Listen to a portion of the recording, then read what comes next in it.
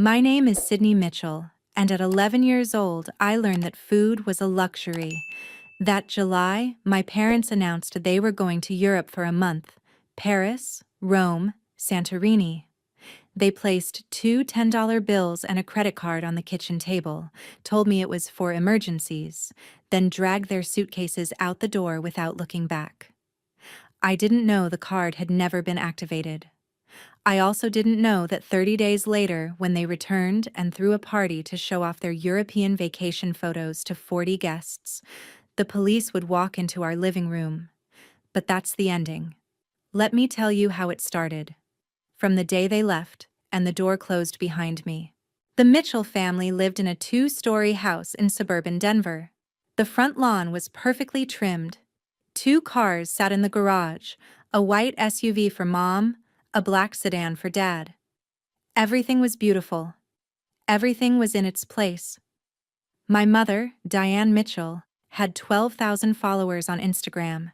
She posted family photos every week: Sunday dinners, weekend getaways, Christmas trees. "Blessed," she'd write. "So grateful for my little family." But if you looked closely, you'd notice something. I was rarely in those photos. My father, Greg Mitchell, worked long hours at an insurance company. He came home at 7, ate dinner, watched the news, went to bed. When Mom said something, he nodded. When Mom decided something, he agreed. He wasn't a bad person, he just wasn't present. I'd learned to take care of myself early, making my own breakfast since I was 8, walking to school alone, signing permission slips when Mom forgot. She called me the quiet one in front of guests. "Sydney doesn't need much attention," she'd say with a light laugh. "She likes being alone. Right, sweetheart?" She never waited for an answer. I would nod. Because if I didn't, Mom would sigh like I'd just ruined her entire day. I was used to being invisible. I thought it was normal. I thought every kid existed on the margins of their parents' lives, trying not to be a bother, trying to be good enough to be loved. But I never thought they would actually disappear. 2 weeks before they left, Mom called me downstairs. She was sitting on the couch, laptop open, the screen showing a flight booking website. Dad stood by the window, staring at the yard, saying nothing. "Sydney," Mom said, her voice light as if announcing what's for dinner. "Your father and I need a break. A month in Europe. Paris, Rome, Greece. You're 11 now. Old enough to stay home." I stood frozen. "Who will I stay with?" I asked. Mom didn't look up. "You'll stay alone. What's so hard about that?" "But a whole month?" "Sydney." Her voice sharpened. "Don't be dramatic. You know how to take care of yourself. I've taught you everything." I looked at Dad. He was still facing the window, his back to me. "Can Grandma come stay?" I asked. "Or Aunt Ruth?" "Grandma's busy." Mom cut me off. "And Ruth." She paused, lips pressed tight. "You know I don't speak to her." I didn't know why Mom hated Aunt Ruth. I only knew she hadn't been allowed in our house for 5 years. Mom stood up, pulled 2 $10 bills and a silver plastic card from her purse. She placed them on the table in front of me. $20 for snacks if you need them, and this card is for emergencies. She looked at me, eyes cold. "Don't use it unless the house is on fire. Understand?" I nodded. "Good." She turned back to her laptop. "Flight's Monday morning. We'll be back in exactly 1 month." I picked up the money and the card, walked upstairs. I didn't know that credit card had never been activated. Monday morning, I stood at the door and watched them leave. Mom wore a floral dress, hair freshly done, pulling a brown Louis Vuitton suitcase. Dad carried 2 bags, loading them into the Uber waiting at the curb. "Remember to lock up," Mom said without turning around. "Don't bother anyone, and remember, you're old enough now." They got in the car. The car pulled away, disappeared around the corner. I stood at the door for 5 more minutes, as if they might come back and say it was all a joke. They didn't come back. That first night, the house was so quiet I could hear the refrigerator humming, the clock on the wall, the wind outside the window. I lay in bed, eyes open, staring at the ceiling until 3 in the morning. The next morning, I opened the refrigerator, nearly empty. Half a carton of milk, 4 eggs, a loaf of bread 2 days past its expiration date, some jars of tomato sauce, no meat, no vegetables, nothing that could be called a meal. I counted my money. 2 $10 bills. $20. I did the math. 20 divided by 30 days. 66 cents a day. Maybe if I just eat less, I told myself. I pulled out the credit card, tried to order pizza online, entered the card number, hit confirm. Transaction declined. I tried again. Declined. I called the hotline printed on the back of the card, followed the automated prompts. This card is not activated. Please contact your bank for assistance. I looked at the 2 $10 bills on the table. That was all I had. And my parents were in Paris. Day 3, I walked to the grocery store down the street.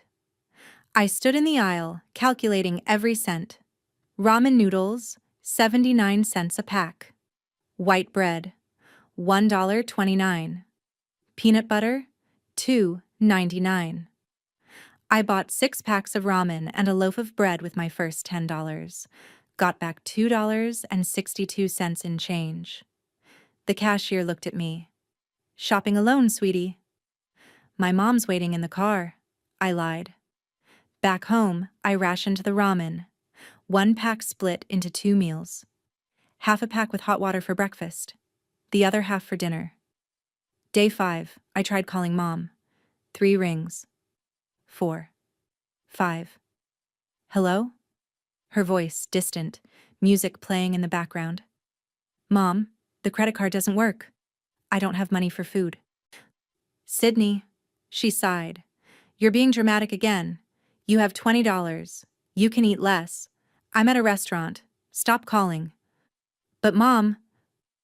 Click. She hung up. I sat down on the kitchen floor, back against the empty refrigerator, and cried. That night, I opened Mom's Instagram. New post. Mom standing in front of the Eiffel Tower, beaming, holding a glass of champagne. Caption. Paris, je t'aime, living my best life. 123 likes. 15 comments. So gorgeous. You deserve this. Goals. I stared at that photo for a long time. Then I grabbed the old iPad Mom had given me last month. The one she didn't need after buying a new one. I opened the camera. Hit record. Today is day 5, I said, voice shaking. Mom posted a photo from a Michelin star restaurant. I ate half a pack of ramen. I didn't know then that someone was watching. Just not in the way I expected. Day 7, Mr. Harold knocked on my door. Harold Jensen lived in the blue house next to ours. 70 years old. Widower. Lived alone with an old cat named Whiskers. He'd wave at me when I walked to school, but we'd never really talked. I opened the door, trying to look normal. Hey there, kiddo, Mr. Harold said, looking me up and down. I noticed your parents' cars haven't been around for a few days. Everything okay? Yes, sir. They're on a business trip. Business trip? He raised an eyebrow. Who's watching you? I wanted to lie, but I was too tired, too hungry. My lips were cracked, my face pale, and I knew he could see it all. I'm fine, I said, but my voice trembled. Mr. Harold was quiet for a moment. Then he asked gently, Have you eaten today, sweetheart? I swallowed. Yes, I have. Would you like to come over for dinner? I made too much. Hate to see it go to waste. I knew he was lying. He lived alone. But I was too hungry to refuse. That evening, I sat at Mr. Harold's kitchen table and ate spaghetti like I'd never eaten before. He didn't say anything, just sat across from me, watching with an expression I didn't understand then. After dinner, he asked, Where are your parents, really? And I told him, everything. Europe. 1 month. $20. The card that didn't work. Mr. Harold was silent for a long time. Do you need me to call someone? He asked. The police? A relative? No, I almost shouted. Please don't. My mom said if I bother anyone, she'll... I didn't finish. But Mr. Harold understood. He sighed. All right, I won't call anyone, but I'm going to bring you food every day. And if you ever need to document anything, you write it down. Sometimes evidence is what protects you. Mr. Harold kept his silence for 10 more days, until silence was no longer an option. Week 2, summer school started. Mom had signed me up months ago, not because she wanted me to learn, but because she didn't want me lounging around the house. Now I understood. She needed me somewhere, so no one would ask why I was home alone. First day, I arrived late. Clothes wrinkled. I didn't know how to use the washing machine. Hair tangled. No one to help me brush it. Dark circles under my eyes. I still couldn't sleep. Mrs. Patterson, my homeroom teacher, watched me walk in. Sydney, are you feeling all right? Yes, ma'am. She didn't say anything else, but I felt her eyes on me all through class. Day 3 at school, I nearly fainted during math. Everything started spinning. The blackboard blurred. I gripped my desk, but my legs had no strength left. Sydney! Mrs. Patterson's voice. When I woke up, I was lying on the nurse's office bed. The school nurse was looking at me, worried. Did you eat breakfast this morning? She asked. Yes, I did. Half a pack of ramen. 6 hours ago. The nurse put me on a scale. Then she looked at the number, frowning. You've lost 9 pounds in 2 weeks, she said. Where are your parents? Silence. Sydney? Her voice softened. Who's taking care of you? I looked down at my hands, thin, pale. No one. The nurse and Mrs. Patterson exchanged a look. Mrs. Patterson sat down beside me, her voice gentle but serious. You don't have to say anything right now. But I need you to know, I'm not going to pretend I don't see what I see. I didn't cry. I'd forgotten how. But for the first time in 2 weeks, I felt like someone actually saw me. That night, Mom called. I was sitting in the kitchen, eating the rice Mr. Harold had brought over when my phone buzzed. International number. Hello? Sydney. Mom's voice cut like a blade. I heard the school called. What did you tell them? I didn't. Shut up. She cut me off. I'm in Santorini, having dinner with your father, and I have to take a call from the school saying you have health concerns. Do you know how embarrassed I am? I swallowed the rice. It stuck in my throat. Mom, I'm hungry. You're being dramatic again. She was shouting now.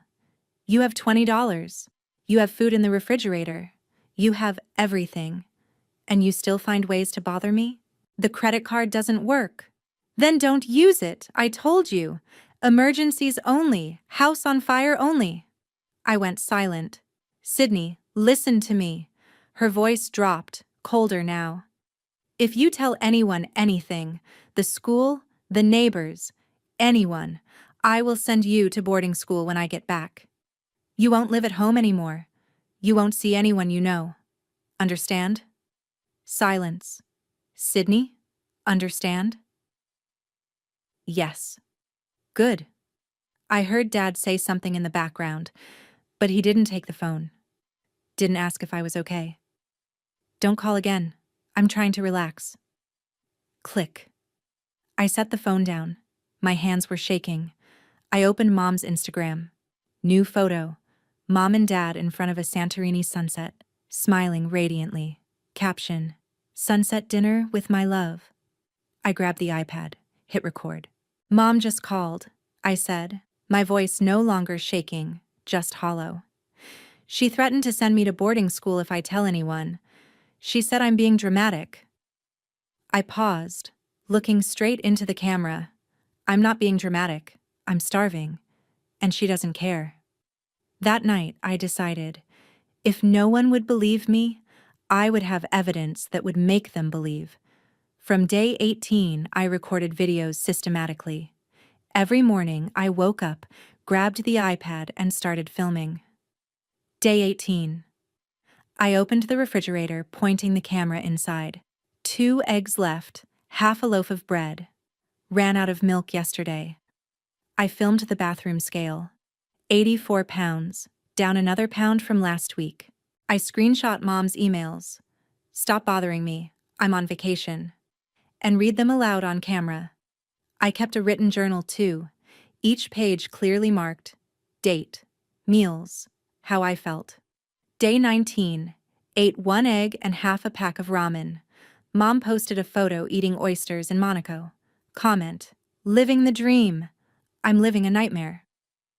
Day 20. Stomach hurt all day. No food left. Mr. Harold brought a sandwich. Don't know how to thank him. Day 21. School emailed Mom. She didn't respond. Mr. Harold watched me getting weaker each day. You have to let me help, he said one evening, voice worried. I can't just stay quiet forever. You promised. I know. He sighed. But you're not okay. I'm going to call the school. I won't give details. I'll just tell them someone needs to check on you. I wanted to argue, but I was too tired. Okay, I said. But don't tell them your name.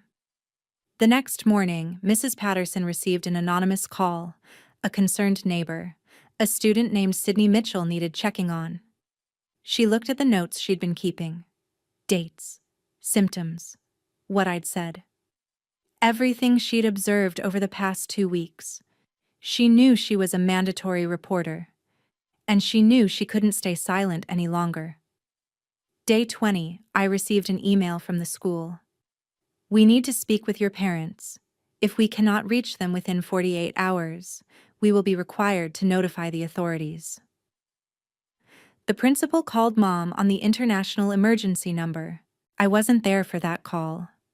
But later Karen, the woman who would change everything, told me what happened. Mrs. Mitchell? This is Principal Davis from Westbrook Academy. What is it? Mom's voice was sweet, concerned mother mode activated. Did Sydney do something? We're concerned about Sydney's health. She's showing signs of malnutrition. Oh goodness, Sydney's being dramatic again. Mom laughed lightly. She's an imaginative child, you know. There's a babysitter staying with her, Mrs. Johnson. She comes by every day. Could you give us Mrs. Johnson's contact information? A beat of silence. Let me look it up. I'll send it right over. She never sent it. The principal waited 24 hours. No Mrs. Johnson's number. No one to verify. Meanwhile, the school nurse filed an official medical report. Sydney Mitchell, age 11, lost 9 lbas in 3 weeks. Signs of malnutrition. Parents unreachable. Investigation recommended. A mandatory report was submitted to Colorado Child Protective Services. A case was opened. A caseworker was assigned. Her name was Karen Oyalaran. That night, Mom sent me an email. Subject line empty. Just 1 paragraph. Sydney, I know the school called. If you say anything, if you embarrass me, I will tell them you're a lying child who needs psychiatric treatment. You'll be sent away, and no one will believe you. Understand? I read the email 3 times. Then I opened the iPad. Hit record. Today is day 22, I said, my voice calmer than I felt. Mom just emailed threatening to tell people I'm mentally ill if I tell the truth. I read the email aloud on camera, every single word. This is evidence, I said. I'm not lying, and I won't be silent anymore. Quick pause. If you're thinking, why didn't Sydney just call the police from the start? Remember, I was 11 years old. I'd been taught that parents are always right, that bothering people is bad, that if I was good enough, I'd be loved. It took 20 days of hunger to understand. No amount of being good would ever make them care. If this story is hitting close to home, Hit like and follow so you don't miss what happens next. Alright, here's what happened after that. Day 22, Karen Oyalaran came to my door. I'd never met a CPS caseworker before. I expected someone cold, official, scary.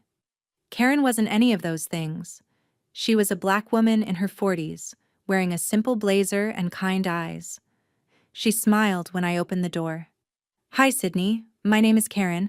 I'm from Child Protective Services. May I come in? I hesitated. Mom's voice echoed in my head. Don't bother anyone. Don't embarrass me. But I was so tired of being alone. Okay, I said. Karen stepped inside. Her eyes moved around the house, the dark living room, the pile of dishes I didn't know how to wash, the silence that hung in every corner. Your parents are in Europe? She asked gently. Yes, ma'am. 1 month. 8 more days until they come back. Who's been taking care of you? I looked at the floor. No one. Karen didn't react. No shock, no judgment. She just pulled out a small notebook and wrote something down. Can I see the kitchen, Sydney? I led her there. She opened the refrigerator, nearly empty. Just some condiments and a half-eaten loaf of bread Mr. Harold had brought. She looked at the trash can. Empty ramen wrappers. She looked at me. Thin, pale, dark circles under my eyes. Sydney, she said softly, do you have anything you want to show me? I don't know why I trusted her. Maybe because she was the first adult who asked instead of assumed. Maybe because I was desperate. I went to my room and came back with the iPad. I've been recording, I said. Every day. In case no one believed me. Karen took the iPad. She pressed play on one of the videos. Me standing in front of the empty refrigerator, reading the date, my voice shaking. When it ended, she looked at me. You're very brave, Sydney. These videos are important. Then she asked me a question no one had ever asked before. Sydney, do you want to be safe? For the first time, I said it out loud. Yes. Karen called Mom the next day. I wasn't in the room, but Karen told me everything afterward. Mrs. Mitchell, this is Karen Oyalaran from Colorado Child Protective Services. CPS? Mom's voice shifted, smooth, warm, the perfect concerned mother. Oh my goodness. Is Sydney all right? What happened? We've received reports of possible neglect. Your daughter has been alone for over 3 weeks. Alone? No, there must be a misunderstanding. Mom laughed lightly. Sydney has a babysitter, Mrs. Johnson. Lovely woman. She comes every day to check on her. I see. Could you provide Mrs. Johnson's contact information? Pause. Of course. Let me find it. I'll email it to you right away. She never did. Karen checked. There was no Mrs. Johnson in the neighborhood directory. No one by that name had visited our house. No one could confirm a babysitter existed, because she didn't. Karen filed a subpoena request for Mom's credit card statements, legal, official, through the proper channels. 3 days later, the bank sent the records. Karen sat me down and showed me a printed page. Numbers, dates, transactions. Sydney, she said carefully, your parents spent $47,312 in Europe this month. Hotels, restaurants, shopping. I stared at the numbers. The supplementary card they gave you? Karen continued.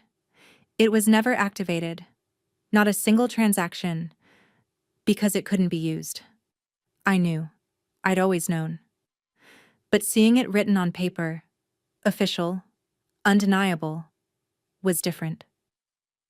They spent almost $50,000 on their trip, Karen said quietly. And they left you with 20. I didn't cry. I thought I'd forgotten how. But something inside me cracked. What happens now? I asked. Karen closed the folder. Now, we make sure you're safe. And when your parents come home, there will be consequences. Mom called me the night after she spoke with Karen. I was at Mr. Harold's house. Karen had arranged for me to stay there temporarily while the investigation continued. Safe. Fed. But Mom didn't know that. My phone rang. International number. My stomach dropped. Hello? Sydney. Mom's voice was ice. What did you tell them? Mom, do you understand what you've done? She wasn't yelling anymore. That was worse. You're destroying this family. Everything I've built. Our reputation. Our life. For what? Because you couldn't handle being alone for a few weeks? I was starving, Mom. You were fine. Now she was shouting. I gave you money. I gave you a card. I gave you everything, and this is how you repay me? By calling the government on your own mother? I gripped the phone tighter. The card didn't work. You knew it didn't work. Silence. Sydney, listen to me. Her voice dropped. Dangerous. When I get back, you're going to tell them you exaggerated. You're going to say you wanted attention.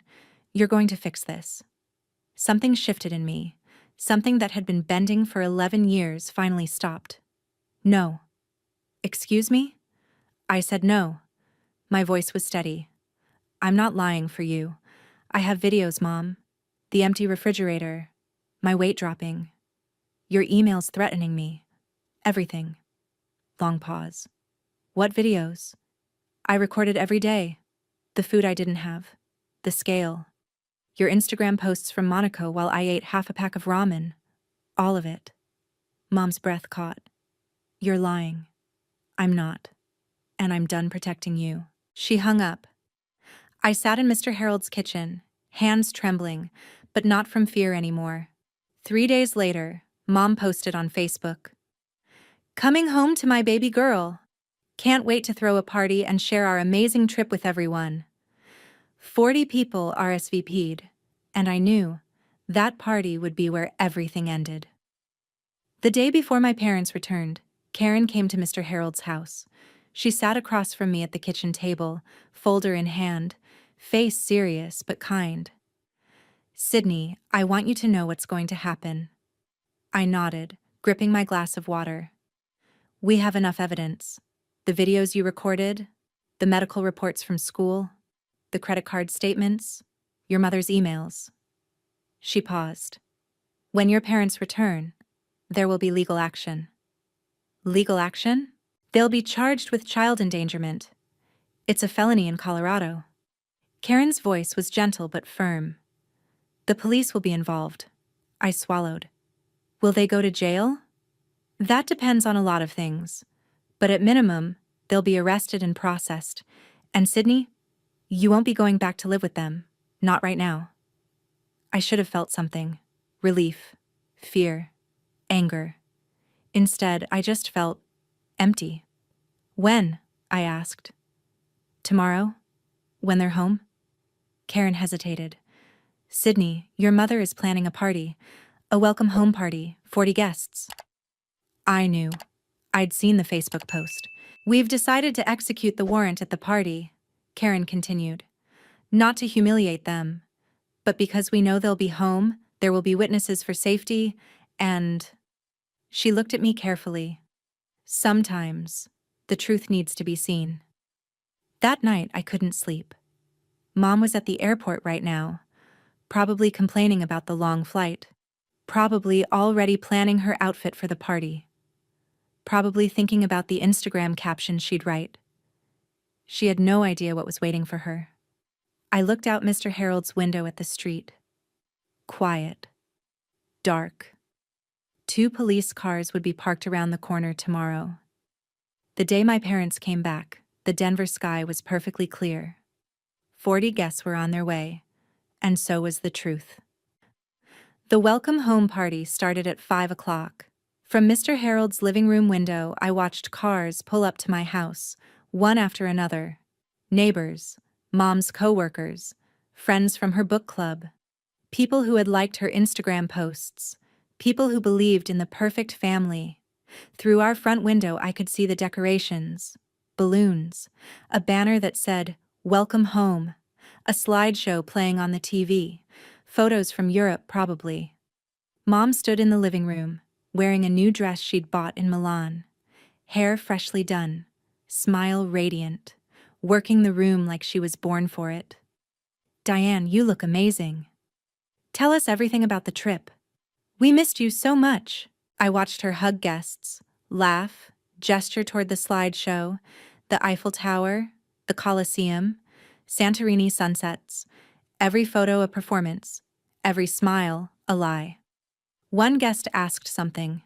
I couldn't hear the words, but I could read Mom's lips. "Sydney? Oh, she's tired. Resting in her room. You know how kids are at this age." She didn't know I wasn't in my room. She didn't know I wasn't even in the house. I watched the slideshow change. Mom and Dad toasting champagne in Monaco. Mom shopping in Milan. Dad on a yacht somewhere blue and beautiful. Not a single photo of me. Mr. Harold sat beside me. "You okay, kiddo?" "I don't know," I said honestly. Then I saw it. A dark sedan pulled up at the corner. Unmarked. Karen stepped out of the passenger side. Two uniformed officers got out of a second car behind her. Mr. Harold put a hand on my shoulder. On the TV inside my house, the slideshow ended. Mom raised her champagne glass, ready to make a toast. The doorbell rang. Mom opened the door with a smile already on her face, probably expecting another guest. The smile froze. Karen Oyalaran stood on the porch in her blazer holding a folder. Behind her, two police officers in full uniform, a woman named Officer Nguyen, and a man named Officer Brooks. "Mrs. Mitchell." Karen's voice was calm, professional. "I'm Karen Oyalaran from Child Protective Services. These are Officers Nguyen and Brooks. We need to speak with you." Mom's face went through 3 expressions in 2 seconds. Confusion, recognition, fury. She settled on a tight smile. "I'm sorry, now isn't a good time.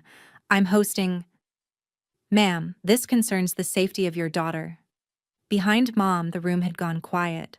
40 pairs of eyes turned toward the door. The slideshow of Europe still played on the TV. Photos of the Colosseum cycling silently in the background. Mom tried to step outside, to close the door behind her. "Perhaps we can discuss this privately." Officer Nguyen spoke. "Mrs. Mitchell, we have a warrant. You and your husband are being charged with child endangerment under Colorado Revised Statute 186401. The words hung in the air. Someone in the crowd gasped. Whispers started. The champagne glasses stopped clinking. "That's ridiculous." Mom's voice was strained, but she was still performing, still smiling. "There's been a misunderstanding. Sydney is fine. She's upstairs right now." "Ma'am." Karen stepped forward. "Sydney is not upstairs. She's been in protective custody for the past 4 days." Mom's smile cracked. "What?" "Your daughter was found malnourished and alone. She documented everything." Karen held up the folder. "We have video evidence, medical records, and financial statements obtained through legal subpoena." The room was dead silent now. 40 guests stood frozen with champagne glasses in their hands, watching Diane Mitchell, the woman who had just shown them her Santorini sunset photos, being read her rights. Mom spun toward her guests, desperation cracking through her composure. "This is a misunderstanding." Her laugh was too high, too sharp. "Sydney is... She's an imaginative child. She makes things up. There was a babysitter—" "Mrs. Mitchell." Karen's voice cut through. "We've verified. There was no babysitter. No Mrs. Johnson. No one visited your daughter for 30 days. That's not—" "We also obtained your credit card statements through legal subpoena." Karen opened the folder, reading calmly. "You spent $47,312 during your trip. 5-star hotels, Michelin star restaurants, designer shopping." She looked up. "The supplementary card you left with Sydney was never activated. She couldn't use it. You left an 11-year-old with $20 in cash for an entire month." Murmurs rippled through the crowd. Dad, Greg, stood frozen near the TV, face white as paper. He hadn't said a word since the police arrived. "Greg?" One of his coworkers stepped toward him. "Is this true?" He opened his mouth. Nothing came out.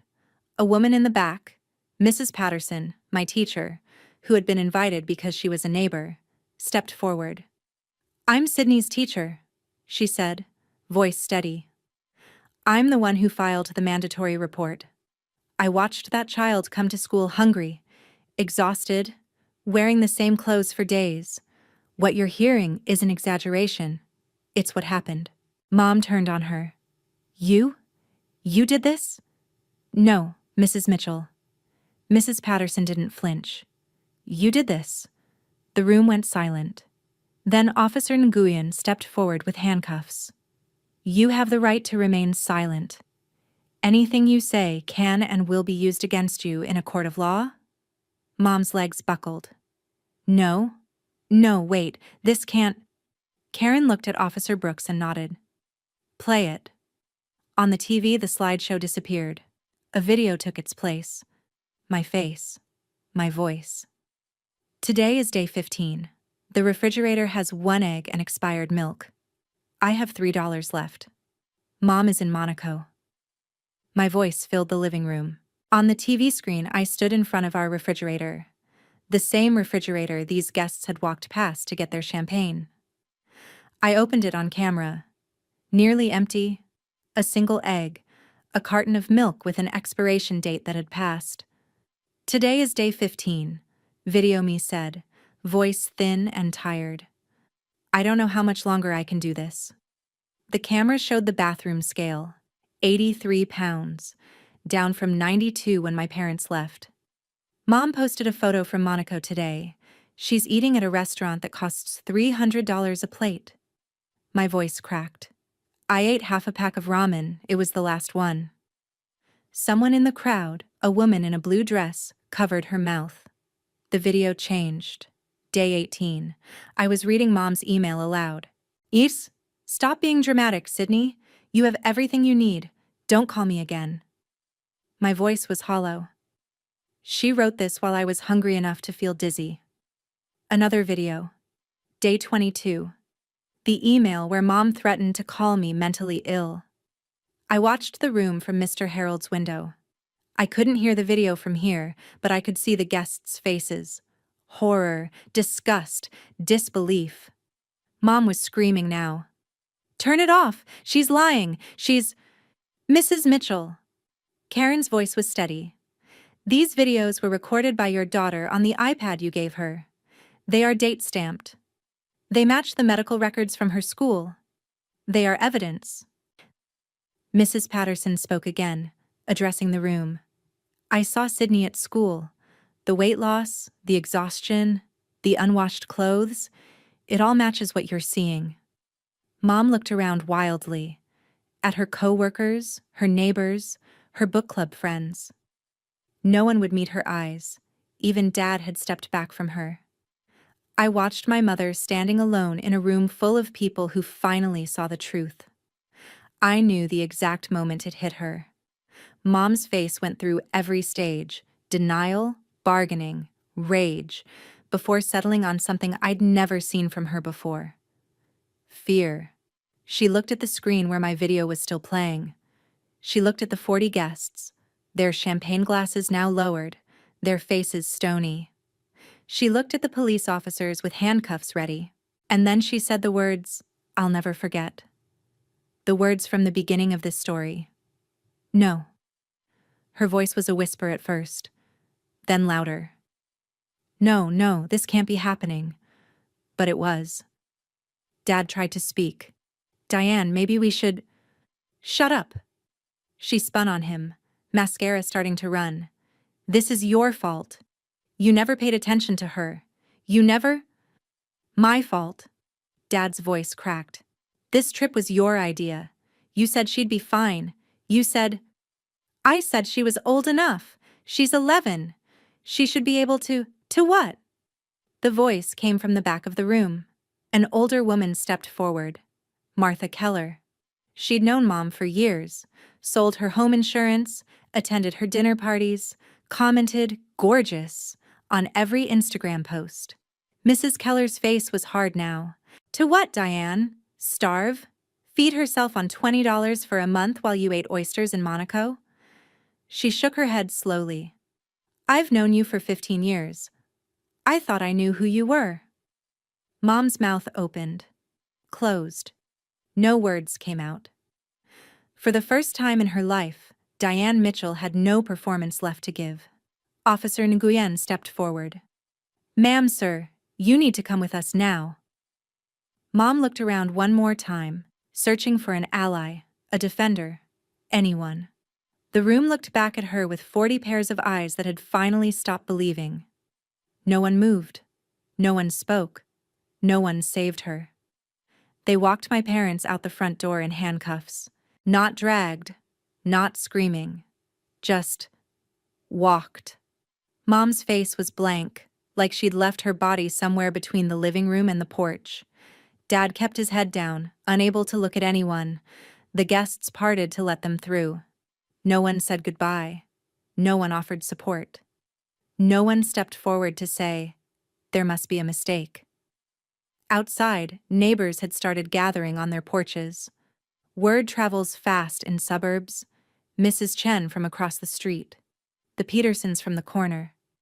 The family with the golden retriever who always waved at me. They watched in silence as my parents were guided into the back of a police car. Through Mr. Harold's window, I saw Mom pause before getting in. For 1 second, she looked up. At our house. At the welcome home banner still hanging in the window. At everything she was about to lose. Then the officer's hand guided her head down and she disappeared into the back seat. The car pulled away.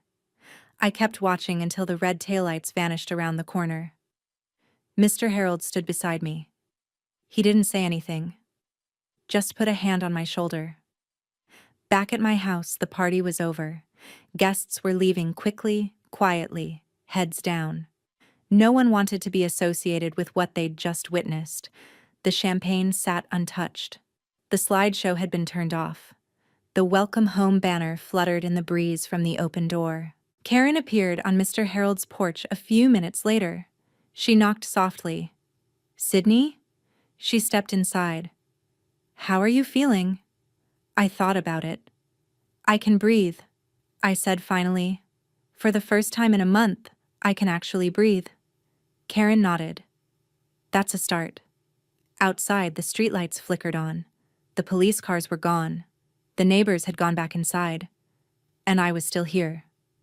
Before I continue, I know some of you are thinking, does Sydney regret it? She's still her mother after all. The short answer, no. I don't regret telling the truth. I didn't destroy my family. My mother destroyed it long before I ever opened my mouth. I just stopped covering for her. If you're in a similar situation, if you're wondering whether you have the right to speak up, the answer is yes, you do. Hit like and follow to hear how this ends. Now, here's what happened after the arrest. The day after the arrest, Aunt Ruth appeared. I was sitting at Mr. Harold's kitchen table eating scrambled eggs. Real scrambled eggs with cheese and toast, when there was a knock at the door. Mr. Harold answered it. A woman stood on the porch, mid-30s. Brown hair like Mom's, but softer. Tired eyes, but kind. She was wearing jeans and a simple sweater. No designer labels, no perfect Instagram aesthetic. I'm looking for Sydney, she said. I'm her aunt. Ruth Delaney. I froze. Aunt Ruth. The aunt Mom hadn't spoken to in 5 years. The aunt whose name made Mom's jaw clench whenever it came up. Mr. Harold looked at me. I nodded. Ruth stepped inside. The moment she saw me, her eyes filled with tears. Oh, sweetheart. She crossed the room and wrapped her arms around me. I'm so sorry. I'm so sorry I didn't come sooner. I didn't know it was this bad. I stood stiff at first. I wasn't used to being hugged. Then something broke inside me, and I hugged her back. How did you know? I asked, voice muffled against her shoulder. Mrs. Patterson called me. She found my number in an old emergency contact file from years ago. Ruth pulled back, looking at me. I came as fast as I could. We sat at the table. Ruth held my hands while she talked. Your mom and I stopped speaking 5 years ago. Do you know why? I shook my head. Because I told her the truth. Ruth's voice was sad but steady. I told her she was more obsessed with her image than with actually loving you. She didn't want to hear it, so she cut me off. She squeezed my hands. Sydney, what happened to you is not your fault. Your mother was wrong. And now you have me. I looked at this woman. This stranger who shared my blood but had been erased from my life. You barely know me, I whispered. Then let's change that. She smiled. I've already filed for temporary guardianship. CPS approved it this morning. For the first time in weeks, I felt something that wasn't hunger or fear or exhaustion. I felt hope. The legal system moved fast. Mom and Dad were charged with child endangerment, a Class 3 felony in Colorado. They posted bail, but the conditions were strict. No contact with me. Not a phone call. Not a text. Not even through a lawyer without CPS approval. The evidence was overwhelming. My video diary, 22 recordings, date-stamped, showing the empty refrigerator, the bathroom scale, my gaunt face reading Mom's threatening emails aloud. The school's medical report, 9 pounds lost in 3 weeks. Signs of malnutrition documented by a licensed nurse. The credit card statements, $47,112 spent in Europe, 5-star hotels, Michelin restaurants, designer shopping in Milan. Meanwhile, the supplementary card they'd given me showed 0 transactions, because it had never been activated. Mom's own emails. Stop being dramatic. Don't call me again. I'll tell them you're mentally ill. Their lawyer tried to spin it. A misunderstanding. An oversight. The parents believed arrangements had been made. But you can't argue with timestamps. You can't negotiate with bank records. You can't explain away a child who lost 9 pounds while her mother ate oysters in Monaco. The news spread through Denver like wildfire. Couple spends $47K on European vacation, leaves 11-year-old with $20. Mom's real estate company let her go within a week. We can't have this kind of publicity, they said. Dad was put on administrative review at his firm. Their names were in the papers, on local news, shared in Facebook groups. The Instagram account, the one with 12,000 followers, the one full of blessed and grateful, was deleted. But screenshots had already spread everywhere. A week after the arrest, Mom called me through her lawyer's number. Sydney. Her voice was strange, smaller. If you take back what you said, if you tell them you exaggerated, we can fix this. I promise I'll change. I held the phone for a long moment. Then I answered. Mom. My voice was calm, steady. Nothing like the scared 11-year-old who had begged for food 3 weeks ago. I have 22 videos. I have your emails. I have the credit card statements that CPS subpoenaed from the bank. I have the school nurse, my teacher, my neighbor, and a caseworker who all saw what you did. Silence on the other end. You had a month to change, I continued. Every time I called, you told me I was being dramatic. You threatened to send me away. You spent $47,000 on yourself while I ate half a pack of ramen a day. Sydney, I'm not finished. The words came from somewhere deep, somewhere that had been silent for 11 years. You didn't forget to activate that card. You didn't forget to arrange someone to watch me. You just didn't care. I wasn't part of the vacation. I wasn't part of the Instagram photos. I wasn't part of anything. Because to you, I was never really part of this family. I heard her breath catch. I don't hate you, Mom. And I meant it. Hate would require energy I didn't have. But I won't lie for you. And I won't talk to you again until I'm 18 and I can decide for myself. Sydney, please. Goodbye, Mom. I hung up. My hands were shaking. But not from fear. From something else. Something that felt like freedom. Ruth was standing in the doorway. She'd heard everything. Are you okay?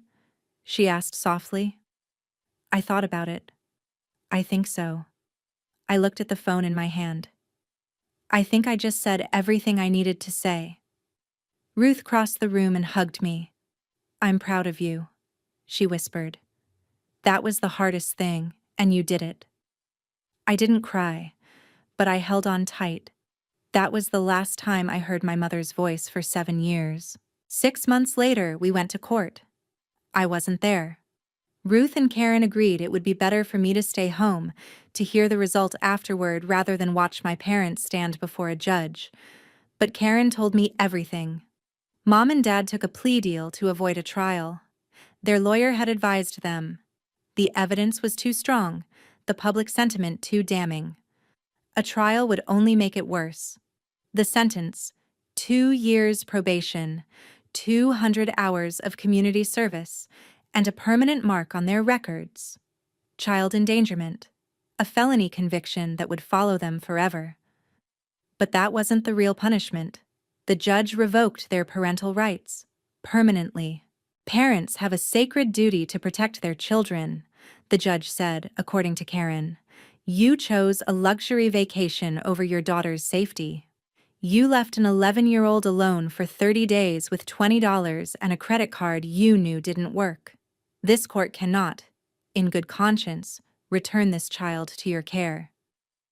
Ruth's guardianship became permanent that same day. I was officially hers. Mom cried in the courtroom. Not quiet tears, heaving sobs that echoed off the walls. But Karen said it didn't feel like remorse. It felt like grief for her reputation, her image, the life she'd built on Instagram likes and dinner party compliments. Dad said nothing. He'd barely spoken since the arrest.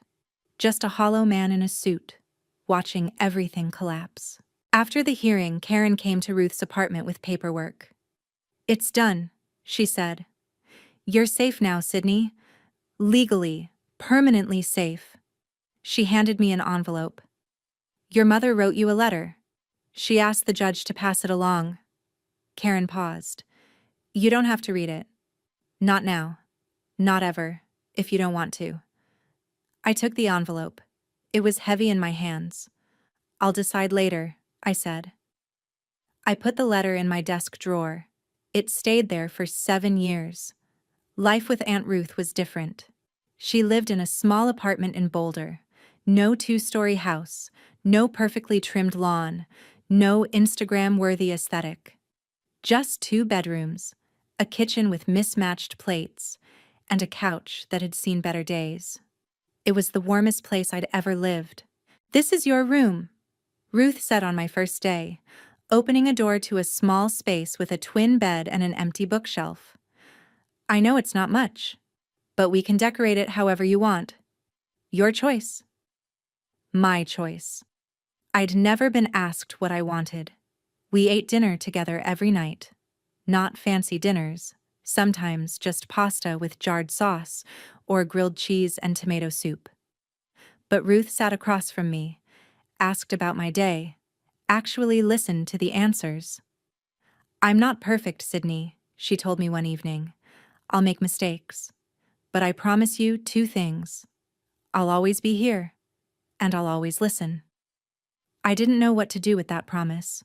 Part of me kept waiting for her to leave, to get tired of me, to decide I was too much trouble. She never did. 3 weeks in, I came downstairs and saw something on the kitchen calendar. Ruth had written in purple marker, Sydney's basketball tryouts, 3 p.m. I stared at it. Mom had never written my events on a calendar.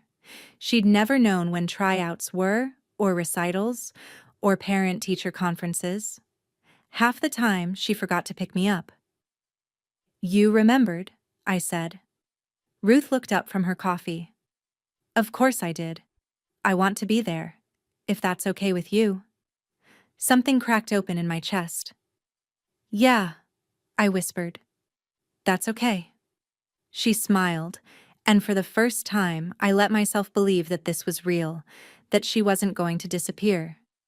It took a year to trust that Ruth would stay. It took 2 years to stop checking the refrigerator every morning, just to make sure there was food. But slowly, I started to heal. 6 months after the sentencing, I learned about the money. Ruth sat me down one Saturday morning, a folder of documents on the table between us. "Sydney, there's something you need to know about your grandmother's estate." I blinked. Grandma Eleanor had died when I was 7. I barely remembered her. "She left a college fund in your name. Your parents couldn't touch the principal, but they were supposed to manage it for you until you turned 18. Ruth opened the folder. "As part of the court proceedings, that fund has been transferred to a trust supervised by the court. Neither your mother nor your father can access it anymore." I looked at the number on the page. It was more money than I'd ever imagined. "This is mine? Yours? For college? For your future?" Ruth's voice was firm. "No one, not me, not anyone, can use it without the court's approval until you're an adult." I thought about Mom's shopping sprees in Milan, the 5-star hotels, the $47,000 spent in a month while I rationed ramen. "Could they have used this before?" I asked quietly. "Grandma's money?" Ruth hesitated. "The principal was protected, but they had some access to the interest and—" She sighed. "Let's just say the court reviewed everything. They won't have access to anything of yours ever again." I sat with that for a moment. "What happened to their house?" I asked. "They sold it. Had to. Legal fees, the settlement, the costs of everything." Ruth closed the folder. "They moved out of state. I don't know exactly where, and I don't need to." I nodded slowly. I didn't feel happy about them losing the house, but I didn't feel sad either. It was just consequences. Actions have consequences, even for parents, especially for parents. "Thank you," I said to Ruth, "for protecting this, for protecting me." She reached across the table and squeezed my hand. "That's what family does, sweetheart. The real kind." By the time I was 13, I had clear boundaries. No direct contact with Mom or Dad. Every message, every request had to go through Karen or a lawyer. No phone calls, no surprise visits, no running into each other at the grocery store. The first year, Mom tried. Letters forwarded through her attorney. Requests to Karen for just a short phone call. Once, she showed up at Ruth's apartment building. The security guard turned her away. Each time, I said no. My therapist, Dr. Reeves, who Ruth had found for me, helped me understand why. "You're not punishing them, Sydney," she said during one of our sessions. "You're protecting yourself. There's a difference." "But she's my mother." I picked at the edge of the couch cushion. "Isn't there some rule that says I have to forgive her?" Dr. Reeves leaned forward. "Forgiveness isn't something you owe anyone. It's a choice you make for yourself when you're ready. If you're ever ready." She paused. "And even if you do forgive someone someday, that doesn't mean you have to let them back into your life." I thought about that for a long time. "So, I can forgive her without seeing her?" "You can forgive her without ever speaking to her again, if that's what you need. Forgiveness isn't a ticket that lets someone back into your life. It's just letting go of the weight. For yourself." I nodded slowly. "I'm not ready," I said. "Not yet." "That's okay." Dr. Reeves smiled gently. "You don't have to be." 7 years later, I received a letter. Not through a lawyer this time. Just a plain envelope in the mailbox, forwarded from an address I didn't recognize. The return address was in Arizona. Mom's handwriting. I held the envelope for a long time before I opened it. I was 18 when I finally read both letters. It was August. I was packing for college. Full scholarship, pre-law program, a future I'd built myself. My dorm room was waiting. My new life was waiting. But first, I needed to close this chapter. I sat on my bed in Ruth's apartment, my room now, with posters on the walls and photos of me and Ruth at basketball games, and my bookshelf full of worn paperbacks. I had both envelopes in my hands. The first was from 7 years ago, the one Mom had written after sentencing. I opened it. Sydney. I know I was wrong. I don't know how to apologize because no one ever taught me how. My mother left me too, you know? Left me with relatives for months at a time while she traveled with her new husband. I thought that was normal. I thought children were supposed to be fine on their own. I'm not asking you to forgive me. I don't deserve that. I just want you to know that I'm in therapy now. I'm trying to understand why I am the way I am. And if you ever want to talk, I'll wait, however long it takes. Mom. I read it twice. Then I opened the second letter, the one from a few months ago. Sydney. I heard you got into college, full scholarship. I'm proud of you, even though I have no right to be. You did that yourself, despite everything. I'm still in therapy. I'm still trying. I don't know if I'll ever be the mother you deserved, but I'm trying to be a better person. I won't ask to see you, but I wanted you to know. I'm sorry. Truly. Mom.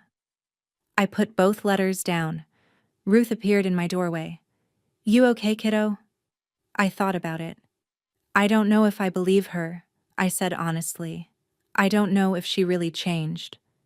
You don't have to decide right now. I know. I folded the letters, put them back in their envelopes. But I think I might be okay not knowing. At least for now. Ruth nodded. That's more than enough. I didn't write back. Maybe someday I would. Maybe not. But for the first time, it felt like my choice. And only my choice. The day I left for college, I stood on the campus quad and looked back at everything. Not physically. Ruth had already driven home, waving from her car with tears in her eyes and a proud smile on her face. But in my mind, I traced the path that had brought me here. I remembered the 11-year-old girl sitting in an empty kitchen, counting $20, wondering if she could survive a month. I remembered filming myself in front of an empty refrigerator, voice shaking, not knowing if anyone would ever see those videos.